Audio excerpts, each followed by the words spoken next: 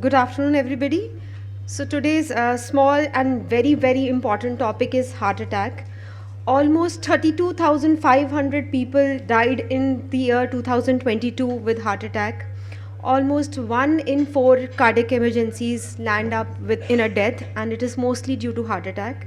So, as responsible citizens, as doctors, everybody in our family looks up to us that we are the ones who should be able to tell them what they should do at their home, what they should keep at their home, how they should recognize the symptoms. And my small talk is going to be regarding it. So every minute lost when a patient is having heart attack is time lost, which is equaling to life lost, because the myocardial cells are dying every minute. With each and every beat of the heart, myocardial cells are dying, and it is very important to recognize these symptoms. How do we recognize the warning signs? The patient may have chest heaviness, burning sensation which is lasting for more than 5 minutes. He or she could have a pain radiating to left arm, jaw, neck, back, upper abdomen. They could present either with sweating, breathlessness, nausea, fainting, palpitations. In women, elderly, and diabetics, these symptoms can be atypical. The lady might just complain of indigestion while like feeling, or she might just have a little bit of dizziness or fatigue. These are very, very important warning signs. We should be able to pick them up. And what should we do? These are the 7 life-saving steps that we should be doing. We should stay calm. First of all, we should be calm. We should not panic, because every minute matters. We should make the person sit or lie in a comfortable position. A semi-reclining position is preferred. Give 1 tablet of aspirin immediately, 300 milligram. It is an easily over-the-counter available drug, only costs 10 rupees, and it should be available at our home. Especially if we have elderly people at our home, if there are people with some risk factors, like we have elderlies with diabetes, who are smokers, who are obese, who are having some metabolic syndrome, or if there is a family history of heart attack in our house, this should be available at our home, and the patient or the person who is having such symptoms should be given a tablet of aspirin Protect 300 milligrams immediately. The next thing to do is give the patient a tablet of Sorbitrate, that is 5 milligram Sorbitrate. Place it under the tongue of the tablet. This is a vasodilator, isosorbide dinitrate. It will reduce the chest pain for the patient by dilating the vessels. The third thing we should do is call the emergency service. We should have the emergency services number handy with us. What is the nearby hospital? The hospital which is equipped to manage a patient with a heart attack. We should all know about those hospitals.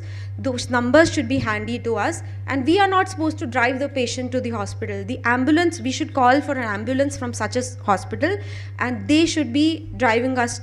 We should use an ambulance to reach the hospital immediately. Supposing the patient has collapsed, the patient is not breathing, then we should know a basic CPR procedure. That is, you compress the heart of the patient by placing one heel of the hand over the other heel, and you should be able to compress at least 2 inches deep by 5 to 6 centimeters. It should not be repetitive. It should be a systole followed by a diastole. So you should be able to see that the chest is expanding in between also. After every 30 chest compressions, you are supposed to give 2 rescue breaths, so that an adequate systole and a diastole is formed and the heart muscle can be revived.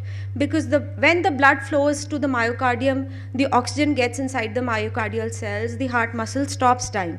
This is a very, very important procedure that we should all know.